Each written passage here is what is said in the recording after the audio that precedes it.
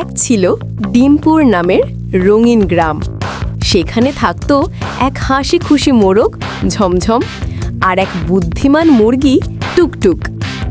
ঝমঝমের কাজ ছিল সকালে সবার ঘুম ভাঙানো, আর টুকটুক ছিল গ্রামের সব বাচ্চাদের খুব প্রিয়, কারণ সে মজার মজার ডিম দিত। একদিন ভোরে ঝমঝম ঘুম থেকে উঠে দেখল ওর গলার আওয়াজ হারিয়ে গেছে। যতই কুক কুড়ো কু করতে চায়, আওয়াজে বের হয় না। টুকটুক চিন্তায় পড়ে গেল, এ কি, তোমাকে ছাড়া তো গ্রামের কেউই জাগবে না। তারা সিদ্ধান্ত নিল কেন গলার আওয়াজ হারিয়ে গেল তা খুঁজে বের করবে। ঝমঝম আর টুকটুক হাঁটতে হাঁটতে পৌঁছালো বনের জাদুর গাছের কাছে। গাছ বলল, ঝমঝম, তুমি কাল অনেক জোরে ডাকতে ডাকতে গলা ক্লান্ত করে ফেলেছ।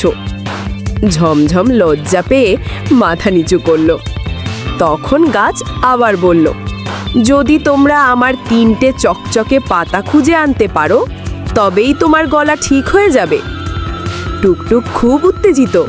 তারা দুজনে মিলে পুরো বন খুঁজতে শুরু করলো। প্রথম পাতা পেল ছোট ঝর্ণার ধারে, পানিতে ভেসেছিল। দ্বিতীয় পাতা ছিল কাঠবিড়ালির ঘরে।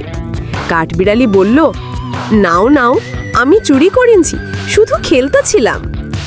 তৃতীয় পাতা ছিল এক ফুলের বাগানে, যেখানে একটা প্রজাপতি সেটাকে নিজের চাদর ভেবে বসেছিল।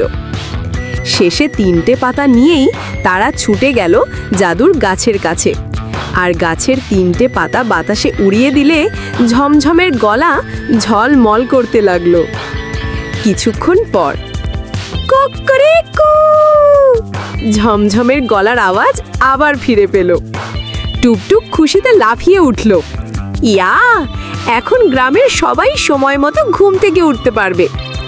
ঝমঝম আর টুকটুক গ্রামে ফিরে গেলে গ্রামবাসীরা তালি দিয়ে বলল, আমাদের সকাল ফেরত এসেছে।